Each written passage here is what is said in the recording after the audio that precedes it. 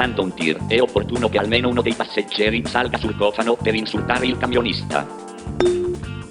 Per aumentare la visibilità delle auto che vogliono imboccare una strada, una luce le illuminerà dall'alto, come a teatro. In caso di incidente con feriti, verrà chiamato a investigare il tenente Colombo.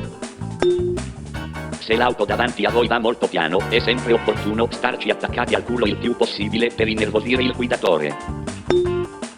È generalmente una brutta idea chiedere informazioni a un tipo che ha appena sfasciato la sua macchina. Ecco il corretto movimento da effettuare per un efficace borseggio di vecchiette. Se dovete attraversare la strada, fatelo sempre vestiti di braghe gialle e camicia bianca. Mai e poi mai al contrario. Tutte le auto devono immediatamente tamponare la macchina davanti. Gli automobilisti con tendenze suicide sono autorizzati a cambiare corsia per provocare un incidente. Le vittime sono autorizzate a cercare di fuggire. Attenzione ai vigili fascisti, soprattutto se sono alti 4 metri.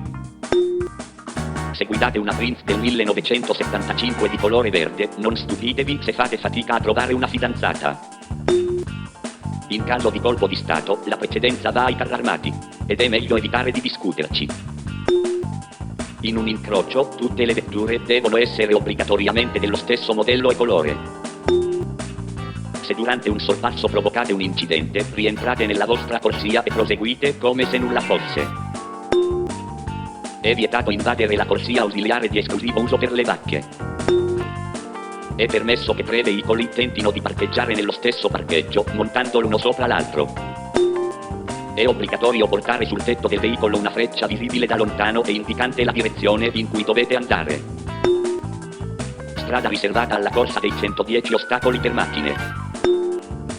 Entrando in un tunnel, i passeggeri che hanno paura del buio potranno fare inversione a U se proprio se la fanno addosso.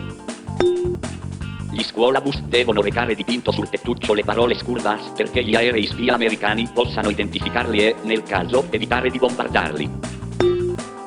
La presenza di un asino in mezzo alla carreggiata causa l'immobilizzarsi di tutti gli altri veicoli per lo stupore.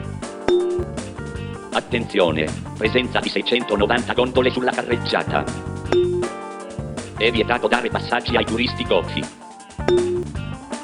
Attenzione! Presenza di un messicano in bicicletta che avanza a zig-zag sulla carreggiata.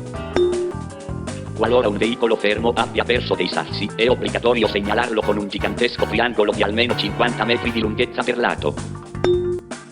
Secondo le regole della strada, è permesso circolare col braccio fuori dal finestrino, ma solo se il braccio esposto è più grosso del resto del corpo.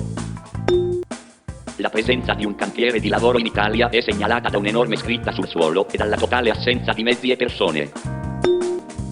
Se non riuscite a passare l'esame di guida, potete sempre chiederlo come desiderio al genio della lampada. Se un'auto lascia dietro di sé una scia verde, forse sta perdendo liquido di raffreddamento, o forse è la macchina di James Bond e lascia olio per farvi sbandare. È ormai accertato da numerose testimonianze che le donne guidano macchine rosse.